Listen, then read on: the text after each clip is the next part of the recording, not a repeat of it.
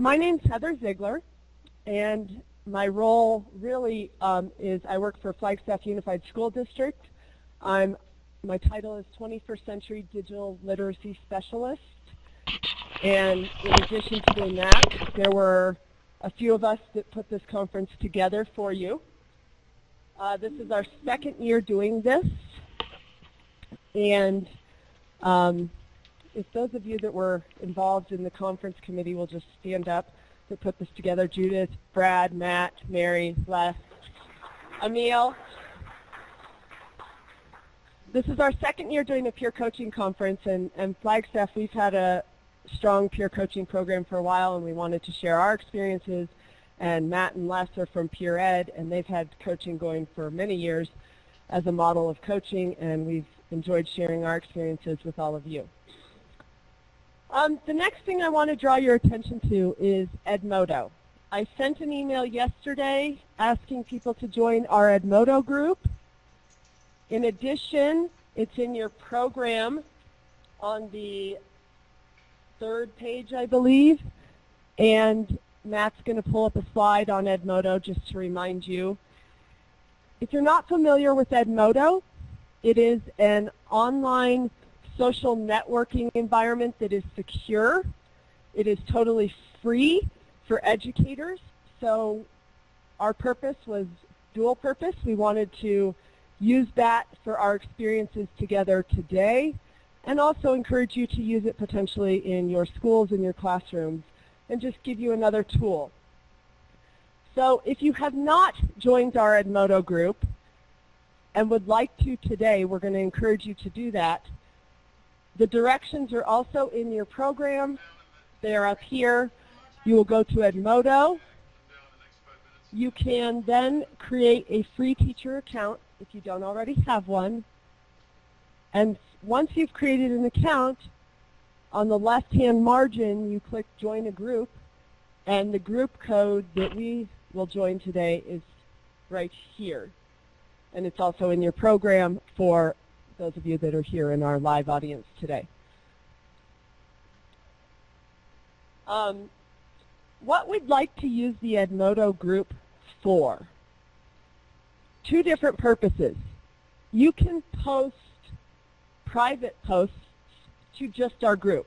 So it will be only people in here and people in our virtual environment who have joined our specific Edmodo group. They have the code, they know how to join our group, and it's a closed environment, secure, because we're the only ones in there. So if you make posts to the private area, only those people that have been invited to that group can see those posts. The other tool we have available in Edmodo is once you've made a post to our group, there's a button under it that says Public. And if you click that button, it will make your post public on a public page that anyone can see. It's a live URL, sort of like a Twitter feed would be. So we'd encourage you throughout the day to make some public posts about your experience that you might want to share with other people. And your QR code actually goes to the public Edmodo page on your badges. The public post area would be for things that you want to share publicly with anyone. Oh, having a great time at ShiftUP, a snowy time, a cold time, whatever you might want to share. And then the private areas where our presenters today they have put materials for your sessions so that you can reference them later. And we hope that this will be a space that all of us who connect today and go through this experience together, whether it's virtual or face-to-face, we'll be able to come back to Edmodo and continue the conversations, share coaching resources, share teaching resources with each other, and continue our coaching work that we start today in an environment where we can collaborate online asynchronously from our locations around the state.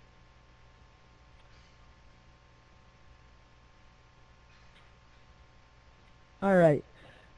It wouldn't be correct to have our conference without offering some thank yous. And Judith, did you want to talk for just a moment? Judith Romero. Here, Judith. Judith is the ASTE North. That's the one thing I was going to say. Anyway, I'm Judith Romero. I am the ASTE North president, formerly of Flagstaff Unified School District, and I retired a couple of years ago and now live in the village of Oak Creek, but I'm still the ASTE North chair because ostensibly ASTE North is anything north of Phoenix. So all the way to the river, up to the state line up above Page, and even some of the areas like Safford and areas like that fall into ASTE North. So we have in area the largest chapter of ASTE. And if you are not a member, I certainly encourage you to become an ASTE member and affiliate with the ASTE North chapter. And you can do that by going to the ASTE.org website and join, and there's various benefits of that. This is one of 3 conferences we do a year. The next one will be in Tucson, the Teaching and Technology Conference, and then in the spring we have WOW, which Emil could tell you about, and that's in Phoenix.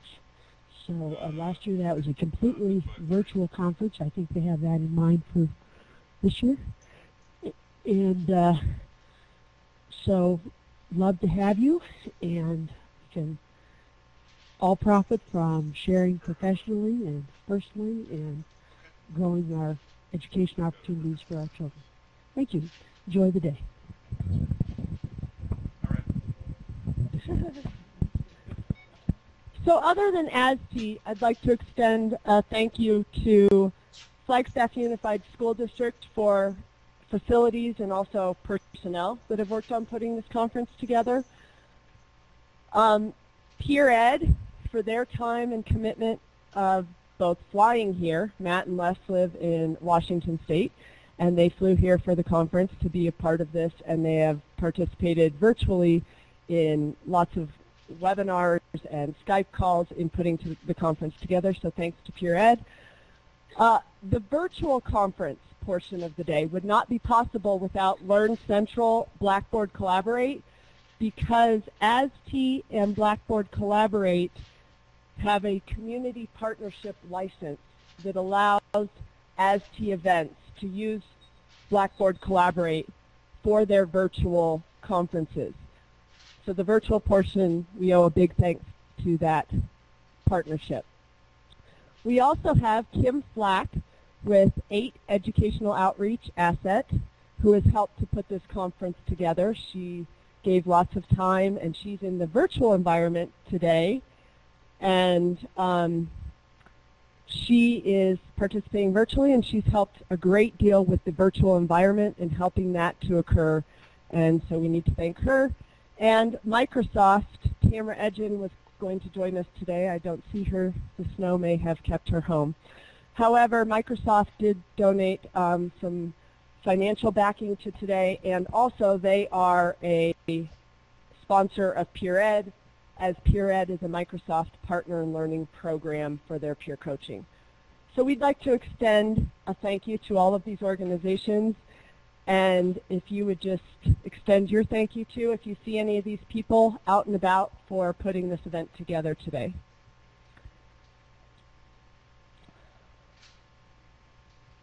At this point, I would like to take a moment to talk about our keynote speaker and introduce her.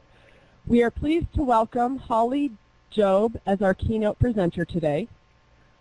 Holly most recently served as a project manager for the Governor Ed Rendell's Classroom for the Future High School Reform Program at the Pennsylvania Department of Education.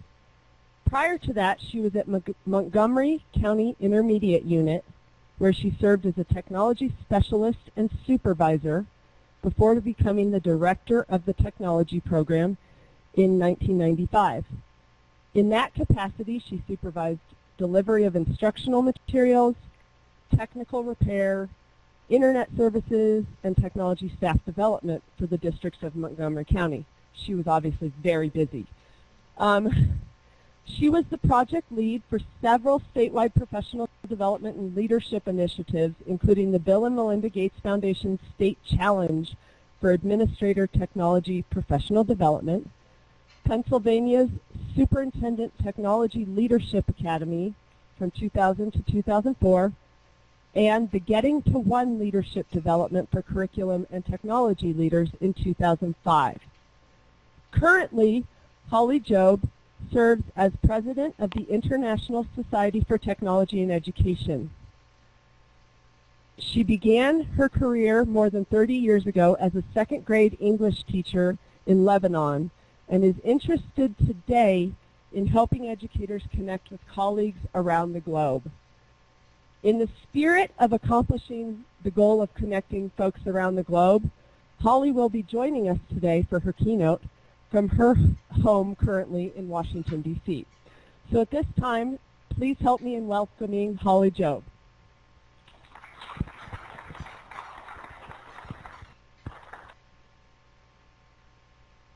Well, good morning, everyone. I'm delighted to be here, and I'm excited to use the technology to connect with you and find other ways to engage you other than being face-to-face.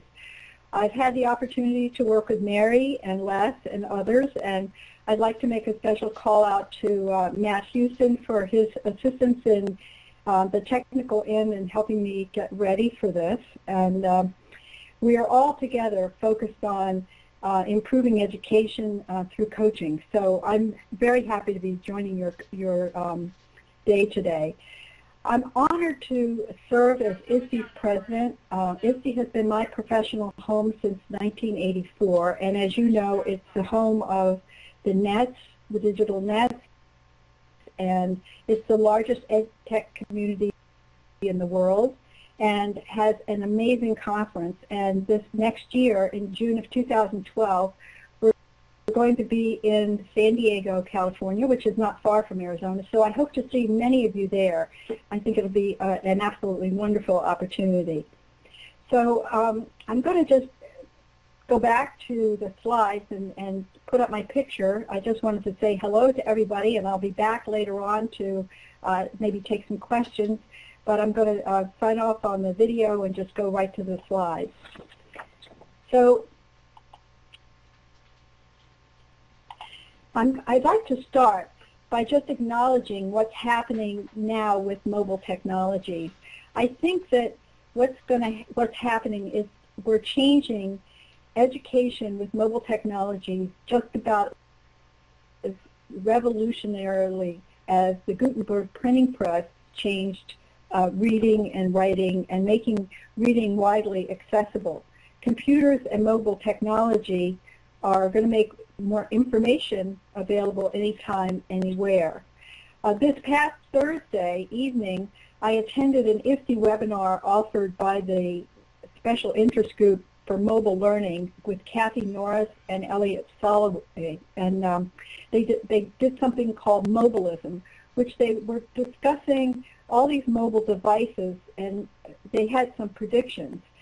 They said that there was a prediction that by 2013 mobile devices would outpace desktop internet sales, and that actually happened in 2010. They also are predicting that in 4 years, in 2015, every student would have their own learning device. And actually on Wednesday, I'm going to Uruguay in South America, where all elementary and middle school students already have a mobile device. They have the OLPC $100 laptops. They also went on to say that in 2010, and the data isn't available for 2011 yet, about 62% of college students have smartphones. And of course that provides them with information, video, calculators, email, and a lot of resources that are right in students' pockets. And this is an underutilized resource. Up until now, delivering content has been probably the most important role of teachers, and it's really going to change because what we do with the information is more important. The other thing that's really important is today's students have really living in a very technology-rich and connected world. And so we have a responsibility as educators to create learning environments that will engage and support them.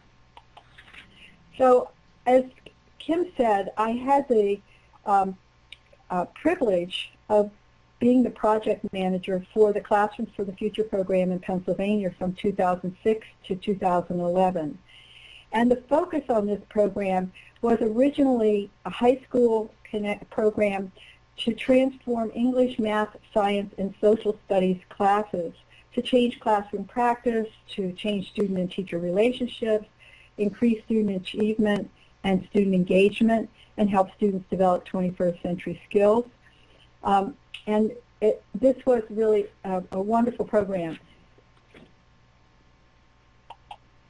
Over the course of 3 years, we had 3 cohorts. 90% of the eligible schools were funded in this program in cohorts 2 in 2006, 2007, and 2008. So each of the schools had 3 years of funding over the time for each cohort. So the program ended in 2011, this last June.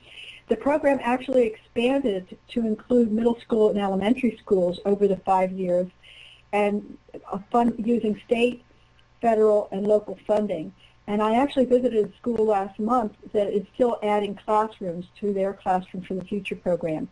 So even though the program is no longer funded through the state, it is still growing. So over the course of the 5 years, we had over 540 schools participating. It was a large-scale implementation. We had over 20,000 teachers participating. And it really started, I think, in many administrators' minds as an equipment grab. And they began to realize that the program was really not about getting equipment into schools, but it was about professional development. And in that program, we had several prongs for the professional development. Obviously, leadership with principals and administrators was very key, but we focused on 3 different areas of professional development with teachers. Obviously, the face-to-face workshops were very important so that teachers would understand how to operate the equipment.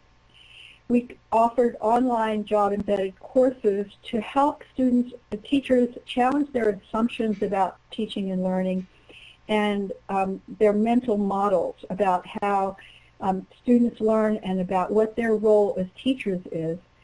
And then the instructional technology coaches was probably the most powerful part of the program and our professional development, because the state provided funding for every school that participated for a half-time coach for 3 years.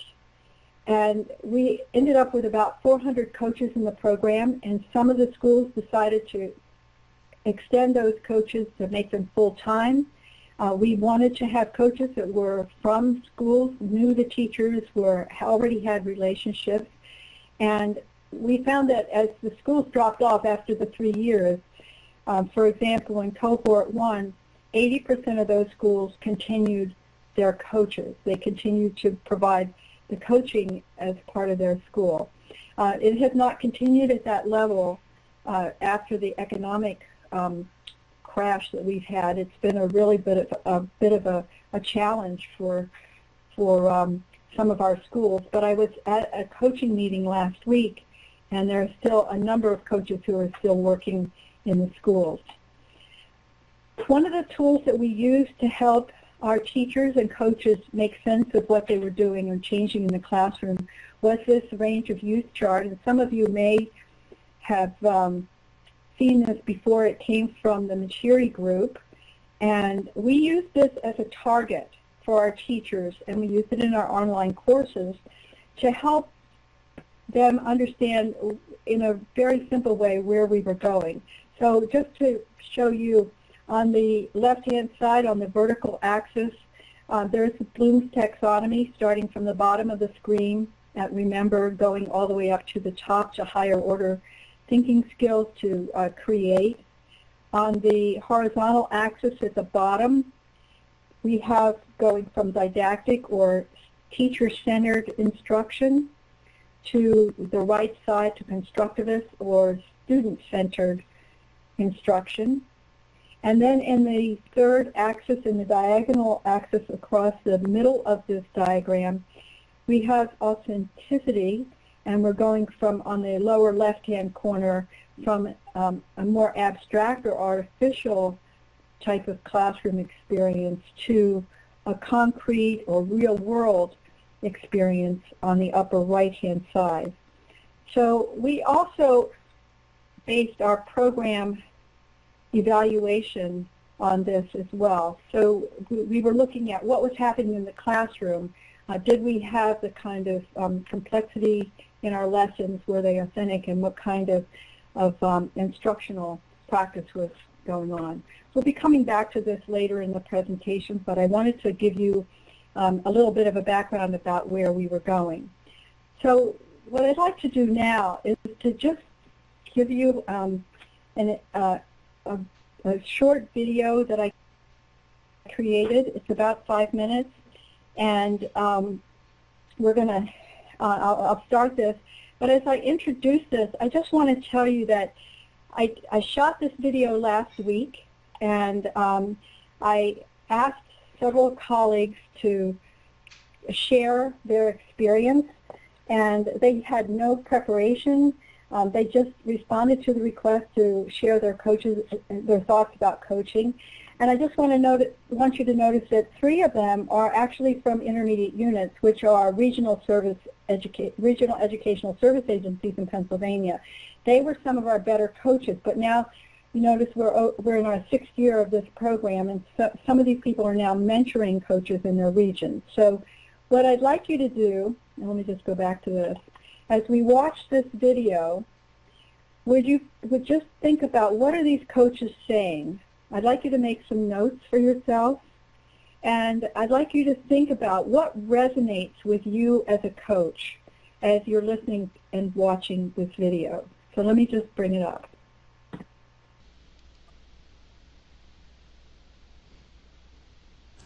We're such a fast-paced society that coaching actually, I believe, takes that time and it frames that time in the day and structures that time in the day where you are really thinking really specifically about practice and strategy and student learning and how that all works together.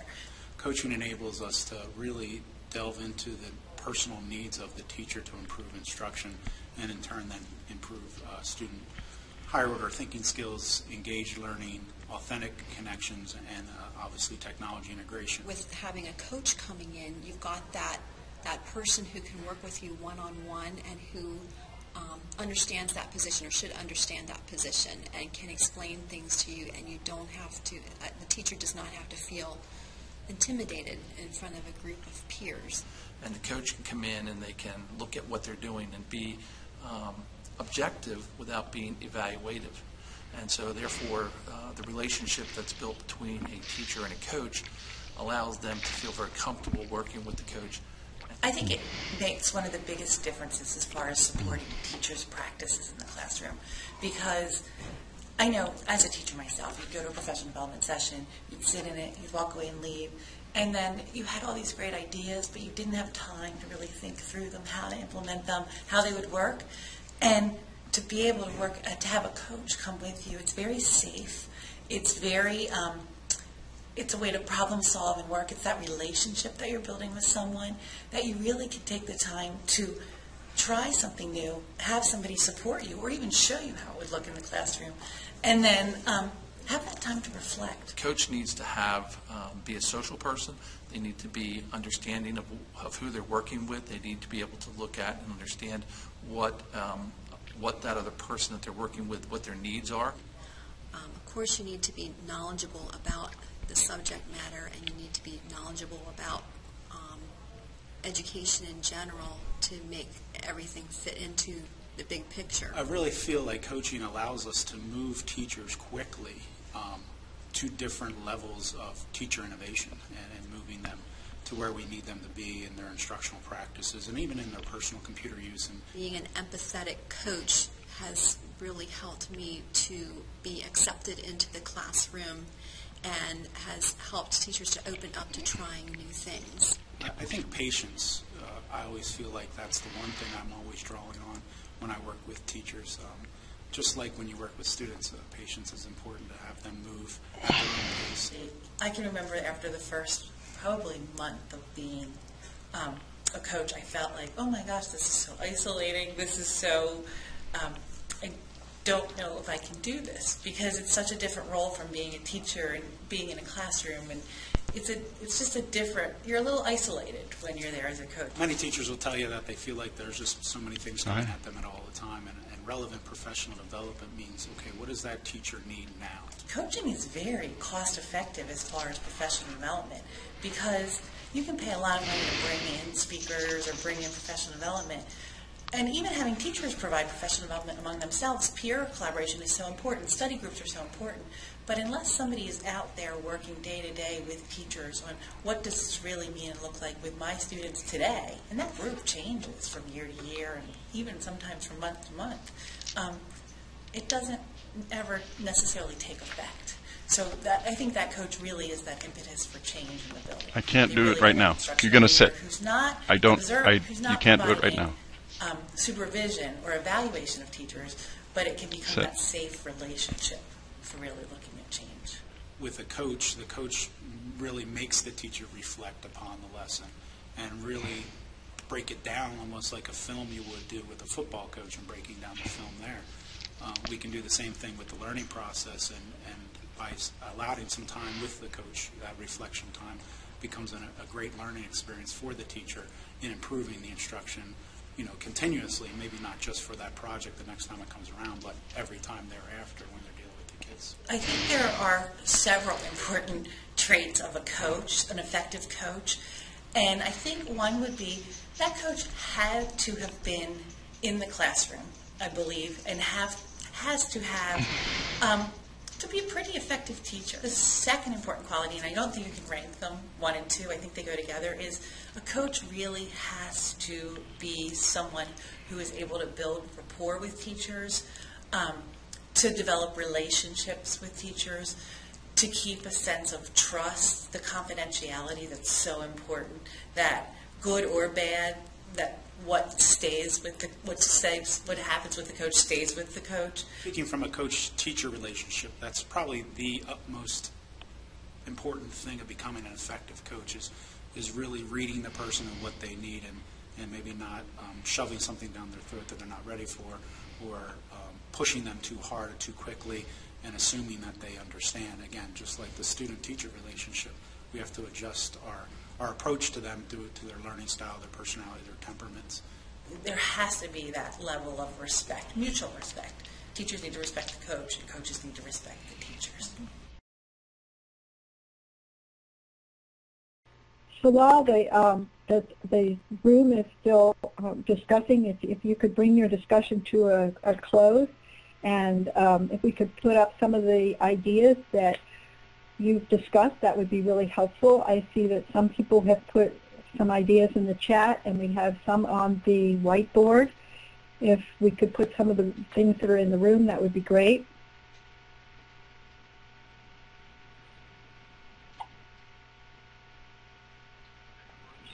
In the whiteboard, I saw an example. Well, let me know when you have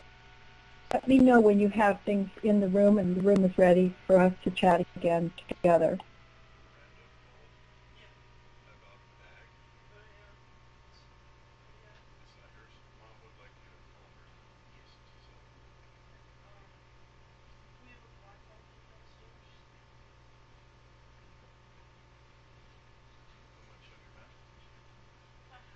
I teach at Pima Community College, and we have beautiful equipment and marvelous smart boards and Prometheans and all kinds of good stuff. And we have technologists who come in and say, this is what you're supposed to do, but this step, the coach step, is missing. The person who understands what's going on in the classroom and the person who is able to be empathetic is the missing step, because IT people are wonderful and they understand their business, but they don't understand our business all the time. Thank you for that. Anybody else have anything they would like to add? Hi, my name's Marcy. I'm from Dysart, and being a first year, we call them instructional growth teachers, I'm finding that just learning different personalities on the staff is probably the most important part for this year. Any other observations you'd like to share from the live audience? Anyone? I see someone who looks like they want to talk. No? Okay. No problem. Okay. Matt, would you maybe want to share a few of the things that have been written on that board by the virtual participants for the benefit of our live audience? I don't think that's necessary. I think it's more just the type is maybe a little small for some of the folks out here to see.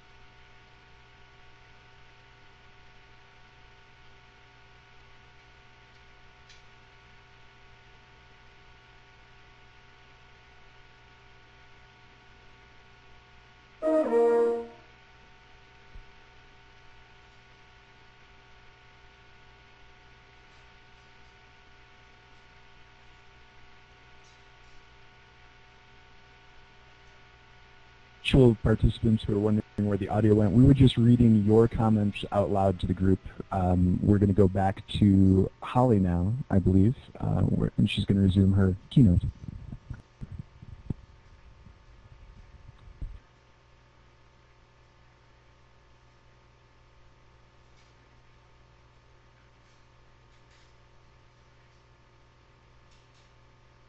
Hi there. I'm sorry. I'm back. And thank you, Matt. And I just wanted to make a couple comments on these. One person in the chat box mentioned that bringing administrators in is a really key, important piece. I don't think that that was in the video, but I'm glad that somebody brought that up. I see that there is a tremendous number of people who feel that it's important to reflect and having that relationship with teachers. One of the things that one of my friends told me about her coach was that coaches build on the wisdom of the people that they're working with, and that's one of the things that that just really resonated with me, because it's not about telling somebody what to do, but to actually find out what it is that they want to do and helping them to get to that place and letting them know that they can also do that, that they have that capacity inside. So good morning, Helen. We're so glad that you could join us as well. So thank you. This has been a really great slide that we've created here, and we're going to be able to keep this as we go forward. So I'd like to go back to the next slide, and just these are some of the things that instructional technology coaches do. In working with coaches, we looked at the 10 roles of coaching as defined by Joelle and Killian from NSCC, the National Staff Development Council, which is now called Learning Forward, and you're probably familiar with them. But in this list, these are some of the things that we saw so many of our coaches doing over the last few years.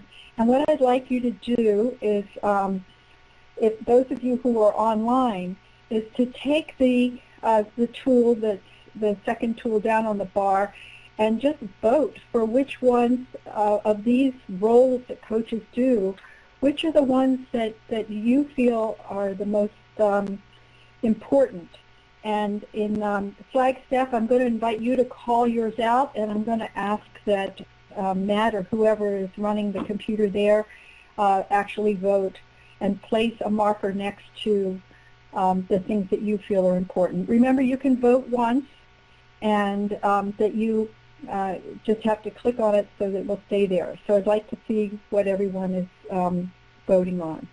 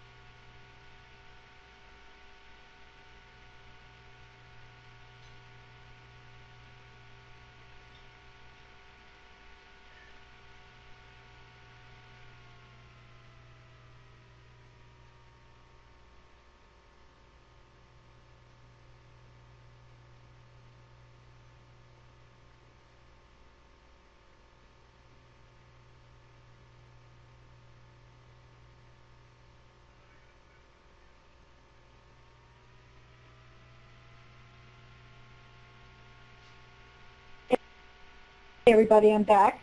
And so I see that the areas that are in, where we get the most voices, votes here in the room, we have reflectors with 11, and resource provider with 6, critical friend with 3, and in-class modeling, we have 3 on the screen there.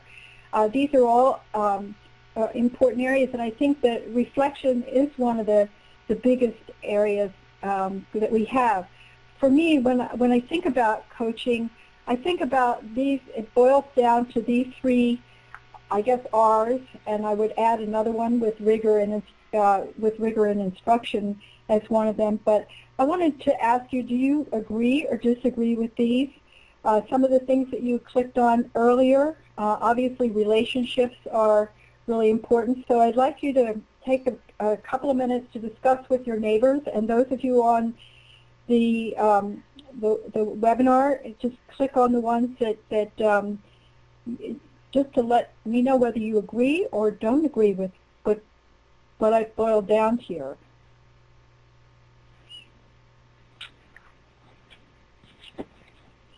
To me, the relationships are the key. As you saw in the video, having a relationship, you can't really make any change or help someone without building a relationship. And relevance to me is creating a professional development that is meaningful for a teacher at the time that they need it. It's not giving them a PD lesson on something that they might have in the future, but something that they can use either now or tomorrow in their classroom. And reflection is where we actually create the change in the classroom. When we think about what we're doing in our classrooms and get an opportunity to actually discuss it with somebody, we do make a change. And yes, rigor is the other piece that I feel is really important, because if you're not creating a rigorous and meaningful instructional experience for students, coaching isn't really going to be relevant at all. I'm glad you're adding rigor. I'm going to make it 4 R's. This is wonderful.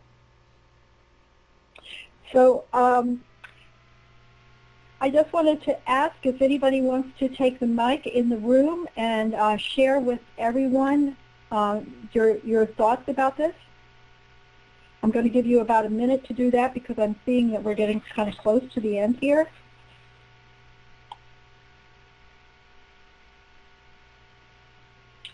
Okay, if there's no one who wants to talk about that, I'm going to move on to the next slide. And we're going to revisit this range of use slide again. And we've discussed coaching a little bit. So I told you that we use this as a target to help our teachers and our coaches to design lessons that fall in the upper right-hand quadrant of this chart. And what I'd like you to do now is to use your tool from your web, if you're on the webinar, and those of you in Flagstaff to turn to a partner and share where do you think most of your teachers are on this chart right now. And we'll talk a little bit in a minute about how we might move them. But where are they right now? Where do you think most of your teachers in their lessons, where would their lessons fall on this range of use chart? So you can use the tool to identify where you think they are.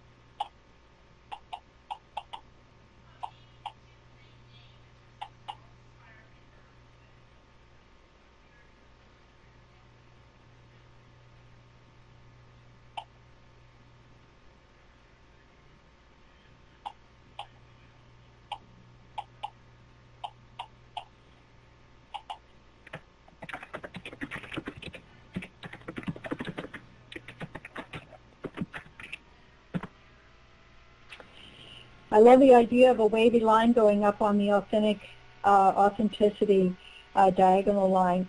And I'm seeing that there's a cluster of symbols more in the lower left-hand corner. And actually, it's not as low as where we started in Pennsylvania. I think that too many of our classrooms are around remembering facts. They're very teacher-driven, and the facts are not related to anything that's authentic or real world. And we're moving in a direction of getting up on the upper right-hand quadrant. And but I see where we're starting. I see a question here about where does the Common Core fit.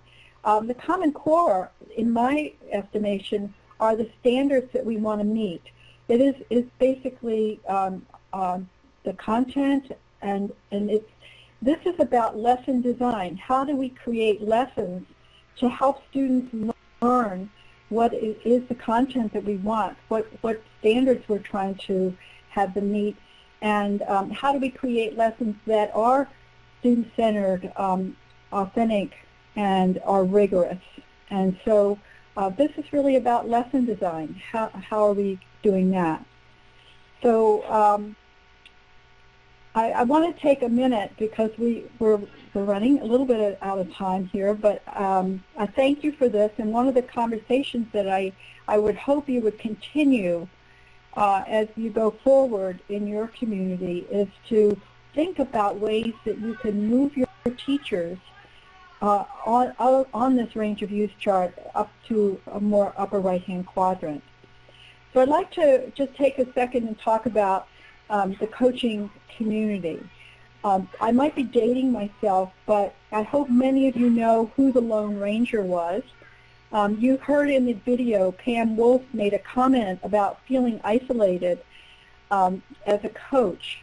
And we've often heard from coaches that they're not administrators, they're not teachers, they're often the only, quote, such animal in the building or in the district, and it's very lonely.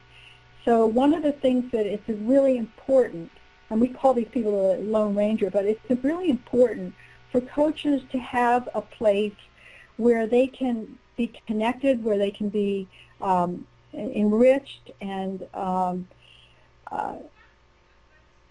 work together. So I want to ask you again to take about a minute in both on the online group and in the room to just use the text tool again, and on the right-hand side of this screen, think about ways that you can create community among the coaches that you work with to support your work. So I'm going to ask the folks in the room to maybe shout it out and put it so we can put it up here. And those of you online, please put it on the screen.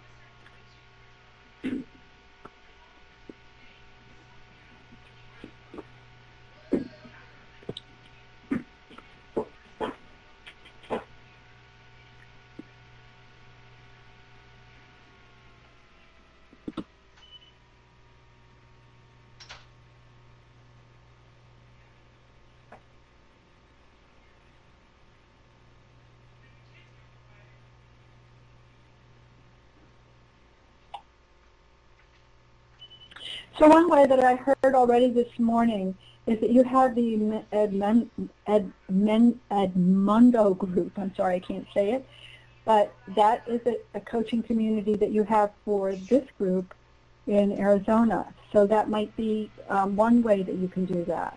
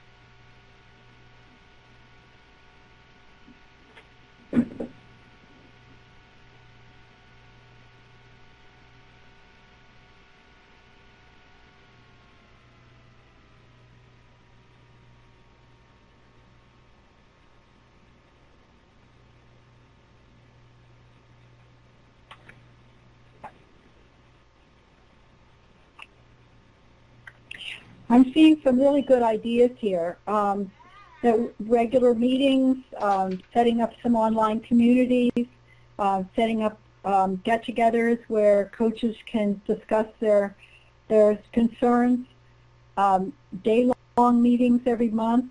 I wanted to just share a link to you. I put it into the chat box here. There is a Wikispace place for instructional coach chat.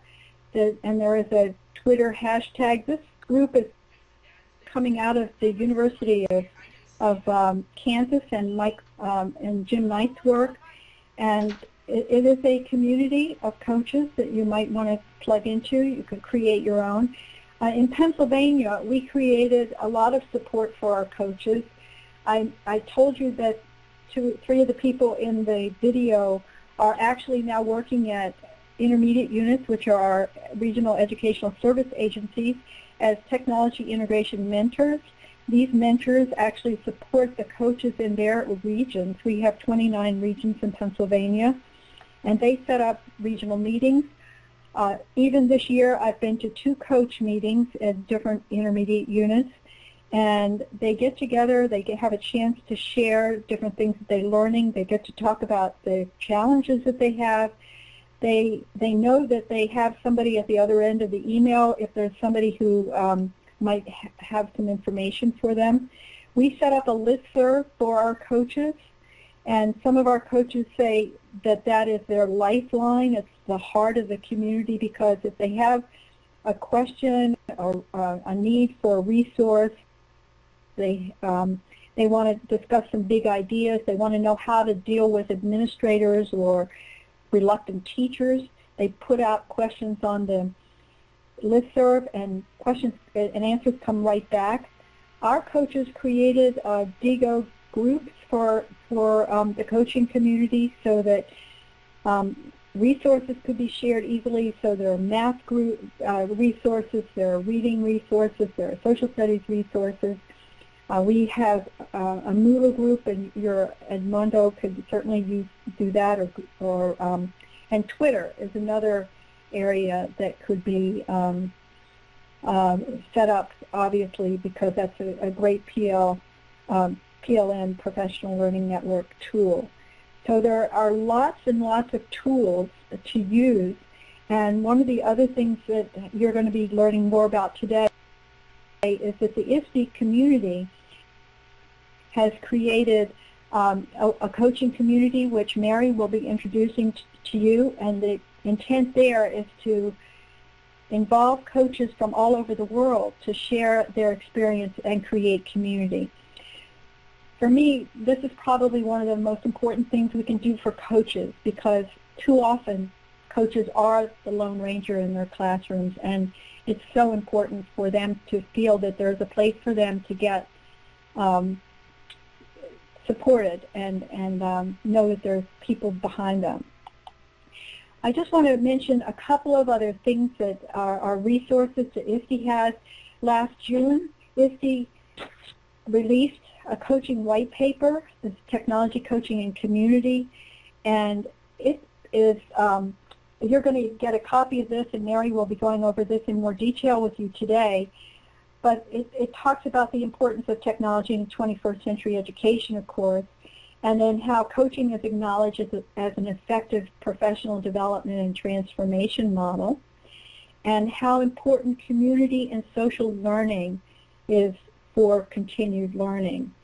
And in this white paper, 3 coaches' models are highlighted. One is cognitive coaching, and that is primarily out of Kansas, or in eMINTS, and then instructional coaching, which is the University of Kansas, and we did it in Pennsylvania and in Wyoming, and peer ed, and actually the Northern Arizona Tech Integration Coaching Consortium is one of the focuses for a case study in this white paper, so congratulations. So there's more detail in there, and you will have more opportunity to go through that later in the day. The other resource that is at the back of that white paper is that ISTE has released a draft set of nets for coaches. And the broad swipe are the major areas of coaches having visionary leadership, knowing about teaching and learning assessments, knowing about digital age learning environments, professional development and program evaluation, digital citizenship, and content knowledge and professionalism. So these are all things that are there to support you, and one of the reasons that I feel it's so important to have the white paper and the NetC is that when you are talking to administrators or you're working with people outside of the coaching community to help them understand what coaches are and what coaches do. One of the things that we had the biggest challenge in Pennsylvania was helping administrators understand that a coach was not there to take care of a classroom because a teacher needed a release time, or to monitor tests, or to help with other school initiatives as needed, but their real work is to meet and work with teachers on a daily basis around classroom work and classroom instruction, designing the instruction, reflecting on the instruction, supporting the instruction, and helping the teachers to really change what they're doing in their classroom. This, to me, has been the most valuable professional development work that I've ever done in my life, and I'm just delighted to have an opportunity to share some of that with you today.